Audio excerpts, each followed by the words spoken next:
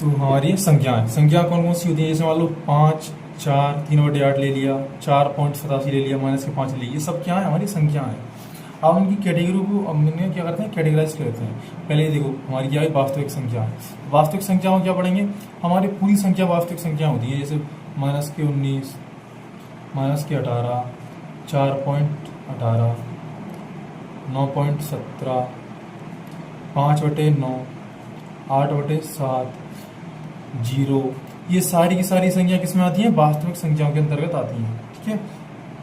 अब वास्तविक संख्याओं की कैटेगरी होती है दशमलव, इसको हम जानते हैं, ये दशमलव को जानते हैं। दशमलव क्या होता है, देखो पॉइंट को होता है, जैसे 4.33 हो गया, ठीक है, 5.40 हो गया, ये पॉइंट आ रहा है, इसी को बोलते हैं हम दशमलव। ये दशमलव कब आता है, जब किसी संख्या में हम किसी संख्या से भाग देते हैं तो उसका पूरा पूरा भाग नहीं जाता, तब इस दशमलव का इस्तेमाल हम करते हैं। जैसे मान लो 4 से मैंने 22 में मैंने 4 से भाग दिया, तो 4 से भाग दो 22 में, 4 पंजे 20, 5 बार पूरा पूरा चला गया, 2 में नहीं जा रहा भाग, तो यहाँ पे हम पॉइंट लगाएंगे, जो 2 बचा है उसमें पॉइंट लगाया तो 0 लगाई, यानी 20 हो गया, तो फिर 4 पंजे 20, तो ये आ गया हमारा 5.5। जैसे 5 है, 5 में 5 का भाग दिया मैंने 21 में, तो 5 से भाग 21 में, 5 चौक 20, 4 बार पूरा पूरा गया, 20 हो गया, 1 और 2 में 2 गया 0। अब देखो 5 का भाग 1 में नहीं जा रहा, तो हम क्या करें, यहाँ पॉइंट लगाएंगे, पॉइंट लगाने से क्या होता है, इसमें 0 बढ़ जाती है। यहाँ पॉइंट लगाया तो यहाँ पे जो अपना शेषफल बचा उसमें क्या 0 बढ़ गई, अब हो गया 10। तो अब करो 5 का भाग 10 में देंगे, तो 5 दूनी 10, 2 बार हो गया 10। आप इसको घटा दो, 10 में 10 किया 0, ठीक है, तो 4.2 आ गया। तो ये हमारा क्या होता है, ये होता है हमारा दशमलव, यानी पॉइंट होता है। ठीक है, तो दशमलव कब आता है, जब किसी संख्या को किसी संख्या से भाग देते हैं, तो जब उसका पूरा पूरा भाग नहीं जाता, तब वहाँ पे दशमलव आता है। ठीक है। और दशमलव भी 2 टाइप के होते हैं। कौन सा, देखो शांत दशमलव। शांत, इसके नाम से देखो क्या लगा, शांत। शांत यानी कोई दशमलव ऐसा होता है जो एक जगह जाके रुक जाए, उसको बोलते हैं दशमलव। जैसे मान के चलो 4.38 हो गया, शांत दशमलव है। 9.43 शांत दशमलव है, यानी कोई एक बार दशमलव आ गया हो, वो एक जगह आके रुक जाए, कोई संख्या पॉइंट के बाद में जाके किसी एक जगह पर जाके ठहर जाए, रुक जाए, वो होता है हमारा शांत दशमलव, यानी शांत हो जाए। जैसे मान लो 5 से अपन फिर भाग देते हैं, 27 ले लो, तो 5 चौके 20, कुछ हम 25 हो गया, साथ में 5 किया 2, 2 में 2 गया 0। अब आप पॉइंट बढ़ाओ तो 0 बढ़ाओ, 5 भाग दो 20 में, 5 चौके 20, ठीक है, तो ये 5.4 आया, यानी कोई जो आंसर है वो थोड़ा पॉइंट के थोड़े बाद आगे खत्म हो गई जो है, तो ये होता है हमारा अशांत दशमलव। अब अशांत ये होता है हमारा शांत दशमलव। ठीक है, अब फिर आता हमारा अशांत दशमलव। अशांत दशमलव कैसे, जैसे मान लो कोई संख्या ले लिए 4.3, अब ये आता ही जा रहा है 3 3 3 3 3 3, आता ही जाएगा आता ही जाएगा, तो ये हमारा क्या हो जाएगा, अशांत दशमलव। जैसे मैंने बोल दिया 3.778943843, ये सब क्या हो गया हमारे, ऐसे आते रहेगा, कभी भी रुकेगा नहीं, तो उसको बोलते हैं अशांत दशमलव। जैसे मान के चलो हम लेते हैं, कुछ लेते हैं, जैसे मान लो 3 का भाग दे रहे हैं हम 20 में, 3 चक्के 18 आ गया, 2 बच गया, घटाया, पॉइंट लगाओ 0 लगाई, फिर क्या 3 चक्के 18, फिर बचा यहाँ पे 2, फिर पॉइंट लगाया 0 लगाई, फिर क्या 3 चक्के 18, ये 6 आते ही रहेगा बार बार। ठीक है, रुकेगा नहीं कभी। जब ये रुकेगा नहीं कभी, तो इसी को बोलते हैं अशांत दशमलव। ठीक है। अब अशांत दशमलव भी 2 टाइप के होते हैं, आवर्ती और अनावर्ती। आवर्ती में क्या होता है, कोई संख्या वही संख्या रिपीट हो रही है बार बार। जैसे मान लो 4.3333, ऐसे करते 33 आ रहा है, तो ये यहाँ पे क्या हो रहा है, रिपीट हो रहा है, तो हम यहाँ पे क्या करते हैं, एक चीज का इस्तेमाल करते हैं, इसको बोलते हैं बार। 3 बार बार आ रहा है, तो इसके ऊपर लगा दो आप बार, तो जो हो गया हमारा आवर्ती दशमलव। ठीक है, ये हमारा कौन सा हो गया, आवर्ती दशमलव। जैसे मान लो 4 है, 5.44444 ऐसे चला गया, जाती चला जा रहा है, ये रुक नहीं रहा, इसी को बोलते हैं हम आवर्ती दशमलव, यानी एक जैसी संख्या रिपीट हो रही है। जब एक जैसी संख्या रिपीट होती है तो उसको बोलते हैं हम आवर्ती दशमलव। जैसे मान लो मैंने लिया 7.478 ऐसे करते करते चला जाएगा, ये 478 रिपीट हो रहा है, यहाँ पे 478 यहाँ पर रिपीट हो रहा है, 478 यहाँ पर रिपीट हो रहा है, तो इसकी जगह हम क्या लिख सकते हैं, 478 है, उस पर हम क्या लिख देंगे, बार लगा देंगे। ठीक है, बार का इस्तेमाल कब करते हैं हम, जब कोई संख्या बार बार रिपीट हो रही है, वही का वही आ रहा हो, तो हम उसके ऊपर जो बार लगा देते हैं। अब इससे ये पता चल जाएगा 3 है, बार बार आ रहा है। ठीक है, तो आवर्ती दशमलव में क्या होता है, एक ही संख्या वो बार बार आएगी, रिपीट होगी, ठीक है। उसके बाद फिर आता है हमारा अनावर्ती दशमलव। अनावर्ती में क्या होगा, जो संख्या आ रही है वही रिपीट नहीं होगी। इसमें क्या होगा, जो संख्या कोई आ रही है वो रिपीट नहीं होगी। जैसे मान लो 4.32184328, ऐसे करते करते चली जाएगी। इसमें कोई संख्या रिपीट नहीं होगी, कोई पैटर्न नहीं दिखाई देगा, तो वो हमारा अनावर्ती। जैसे मान लो √2 है, उसका मान क्या होता है 1.4143875485। चलिए इससे क्या होगा, आगे चला जाता है, ये चलता ही जाएगा, रुकेगा नहीं कभी भी, तो ये रुकेगा नहीं। अब यहाँ पे देखो कोई पैटर्न दिख रहा है आपको, सब संख्या अलग अलग है, सभी संख्या जब अलग अलग है तो उसको बोलते हैं अनावर्ती दशमलव, ठीक है। मतलब जो संख्या रिपीट ना हो उसमें, ठीक है। ऐसे मान लो 9.743866 ऐसे टाइप करती जाए, चलती जाए आगे तक, रुके ना, तो उसको बोलते हैं अनावर्ती दशमलव। और यहाँ पे कोई सा पैटर्न है वो रिपीट नहीं हो रहा, ठीक है, तो वो होता है हमारा अनावर्ती दशमलव। अब आता है पूर्णांक। पूर्णांक का मैंने भी पहले एक वीडियो बताया कि पूर्णांक का भी होता है पूरा का पूरा अंक, पूरा अंक, ठीक है। और ये 3 टाइप के होते हैं, शून्य, ऋणात्मक यानी माइनस वाले, और धनात्मक यानी जो प्लस वाले नंबर होते हैं उनको बोलते हैं हम पूर्णांक, ठीक है। इसको हम नंबर लाइन लिख देते हैं। जैसे मान लो ये हमारी नंबर लाइन है, बीच में क्या होता है 0, इधर ही साइड प्लस वाले होते हैं 1 2 3 4, और एक करते जाओ -1 -2 -3, और ऐसे करते जाओ। तो ये सब क्या हमारे पूर्णांक है। पूर्णांक क्या होता है 0, प्लस वाले और माइनस वाले, ठीक है, ये होते हैं हमारे पूर्णांक, ठीक है। अब पूर्णांक फिर होगा क्या नहीं, जैसे मतलब 4.3 है, ये हमारा पूर्णांक नहीं है। 7.4 है, ये हमारा पूर्णांक नहीं है। ये पूरा अंक नहीं है, 4.3 मतलब क्या है 4 से ज़्यादा है और 5 से कम है, 7 से ज़्यादा है और 8 से कम है, तो पूरा अंक नहीं है ये। और पूरा अंक होता तो हम बोलते उसको पूर्णांक, ठीक है। अब देखो पूर्णांक के अंदर ही हम काफ़ी सारी संख्या पढ़ते हैं। जैसे हमारी आई पहले प्राकृत संख्या।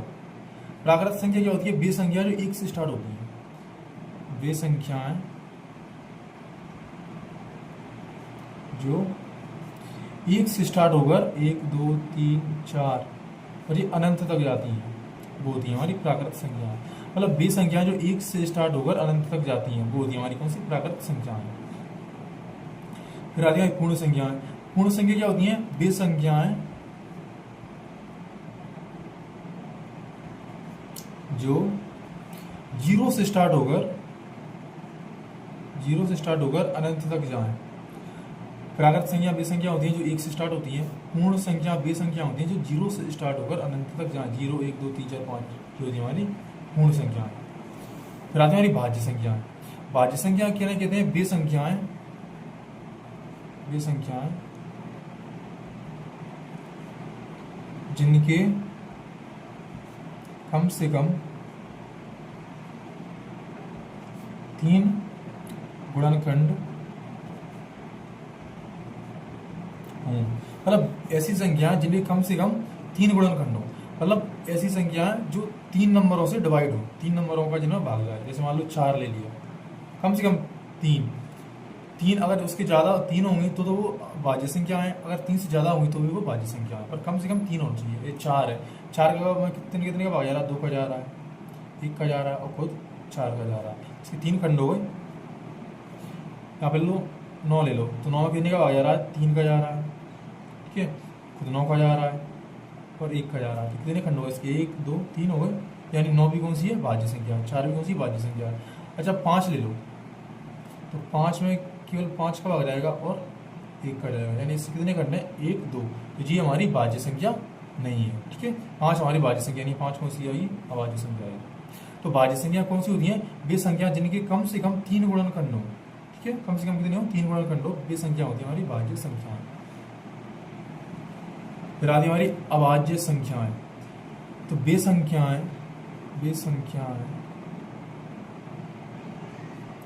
जिनके पास केवल और केवल 2 गुणनखंड मतलब वे संख्याएं जिनके पास केवल 2 गुणनखंड हो, मतलब वो 2 नंबरों से करना, एक खुद से और एक से। जैसे मान लो 7 है, 7 में किससे भाग जाएगा, एक तो 7 खुद का जाएगा और एक का जाएगा, तो ये अभाज्य संख्या है। 11 ले लो, 11 में कितने का भाग जाएगा, एक खुद का और एक एक का, एक खुद का जाएगा 11 का ही और एक का जाएगा। जैसे मान लो 13 ले लो, 13 में कितने का भाग जाएगा, एक तो खुद का ही जाएगा 13 का और एक का जाएगा। यानी 20 संख्या इनके पास कितने गुणनखंड है, 1 2 1 2 1 2, यानी 20 संख्या जिनके पास केवल 2 गुणनखंड हो वो कौन सी कहलाती है, हमारी अभाज्य संख्या कहलाती है। ठीक है, खुद से डिवाइड हो और 1 से डिवाइड हो वो हमारी अभाज्य संख्या है। यहाँ पे ले लो, मैंने ले लिया यहाँ पे 10 में कितने का भाग जा रहा है, 2 का जा रहा है, 5 का जा रहा है, 1 का जा रहा है, तो 10 का जा रहा है। कितने गुणनखंड हो गए उसके, 1 2 3 4, और अपन कितने चाहिए 2, तो ये वाली संख्या तो अभाज्य संख्या नहीं होगी, ये कौन सी अभाज्य संख्या है। ठीक है, नेक्स्ट आती है हमारी सम संख्या। सम संख्या क्या होती है, वे संख्याएं जो 2 से विभाजित हों, ये संख्याएं जो 2 से विभाजित हों, मतलब ऐसी संख्याएं जिनमें 2 का भाग जाए वो सभी संख्या कैसी कहलाती हैं, सम संख्या कहलाती हैं। वे संख्याएं जो 2 से विभाजित हों सभी संख्या कैसी कहलाती हैं, सम संख्या, सम संख्याएं कहलाती है। जैसे मान लो 56 है, 56 में 2 का भाग जाएगा, 2 2 4 2 7 14, 8 ले लो, 8 में 2 का भाग जाएगा, 2 4 8, 3 ले लो, 3 में 2 का भाग जाएगा, नहीं जाएगा, तो ये सम संख्या नहीं है। ठीक है, तो सम संख्या कौन सी होती है, वे संख्या जिनमें 2 का भाग जाएगा। फिर आती है हमारी विषम संख्या। तो विषम संख्या कौन सी होती है, वे संख्याएं जिनमें 2 का भाग नहीं जाए, वे संख्याएं जो 2 से विभाजित ना हो और जिनमें 2 का भाग ना जाए। जैसे मान लो 51 ले लिया, ये पूरी तरह 2 से नहीं डिवाइड होगा, मतलब 51 पूरी तरह से 2 का भाग नहीं जाएगा। 7 ले लो, 7 में पूरी तरह 2 का भाग नहीं जाएगा। 9 ले लो, 9 में पूरी तरह 2 का भाग नहीं जाएगा। तो 51 7 9 ये सब क्या है, विषम संख्या है। ठीक है, फिर आती हमारी सह अभाज्य संख्याएं। सह अभाज्य संख्याएं, तो देखो वे संख्याएं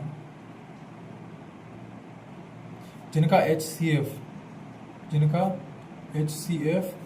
1 हो, मतलब ऐसी संख्या जिनका HCF क्या हो, 1 हो, वो हमारी कौन सी कहलाती है, सह अभाज्य संख्याएं। जैसे मान के चलो 4 है और 7 है, ये दोनों संख्याओं में कितने का भाग जा रहा है, 1 से विभाजित होंगी बस, तो ये कैसी हमारी सह अभाज्य संख्या है। 3 ले लो और 8 ले लो, ये दोनों संख्या में कोई एक कॉमन संख्या किसका भाग जा रहा है, 1 का जा रहा है, तो ये भी हमारी कौन सी है, सह अभाज्य संख्या है। लेकिन यहाँ पे मैंने ले लिया 3 और 9, तो ये किससे विभाजित हो रही है, ये 3 से विभाजित हो रही है, तो ये हमारी सह अभाज्य संख्या नहीं है। ठीक है, 4 और 10 ले लिया, ये किससे विभाजित हो रही है, हमारी 2 से विभाजित हो रही है दोनों संख्या, तो ये भी हमारी सह अभाज्य संख्या नहीं है। 7 और 9 ले लो, इन दोनों में कितने का भाग जा रहा है, 1 का भाग जा रहा है, ये यानी हमारी सह अभाज्य संख्या है। ठीक है, फिर आती है हमारी परिमेय संख्याएं। परिमेय संख्या, तो वे संख्या जिन्हें हम PYQ के रूप में लिख सकते हैं, PYQ के रूप में लिख सकते हैं। वे संख्या जिन्हें हम PYQ के रूप में लिख सकते हैं वो हमारी कौन सी कहलाती है, परिमेय संख्या होती है। और जो Q है वो हमारा 0 के बराबर नहीं होना चाहिए, जो हमारा Q है वो क्या नहीं होना चाहिए, 0 के बराबर। ठीक है, तो यार Q की जगह पे 0 आ गया तो इसका मतलब क्या है, 0 का भाग जाएगा, और जब 0 का भाग किसी संख्या में हम देते हैं तो उसका आंसर आता है हमारा इनफाइनाइट, यानी अपरिभाषित आता है। ठीक है, तो परिमेय संख्या क्या होती है, वे संख्या जिन्हें हम PYQ के रूप में लिख सकते हैं। कंडीशन क्या है, Q बराबर नहीं होना चाहिए 0। ठीक है, फिर आती है अपरिमेय संख्या। अपरिमेय संख्या, वे संख्याएं जिन्हें हम PYQ के रूप में नहीं लिख सकते। ठीक है, वे संख्या जिन्हें हम PYQ के रूप में नहीं लिख सकते वो हमारी कौन सी संख्या कहलाती है, अपरिमेय संख्या। जैसे √2 है, √3 है, √7 है, ये हमारी कौन सी है, अपरिमेय संख्या। तो आइए दोस्तों, आशा करता हूँ कि ये वाली वीडियो आपको पसंद आई होगी, और ये वीडियो पसंद आए तो लाइक करें, शेयर करें और हमारे चैनल को सब्सक्राइब करें। Thank you.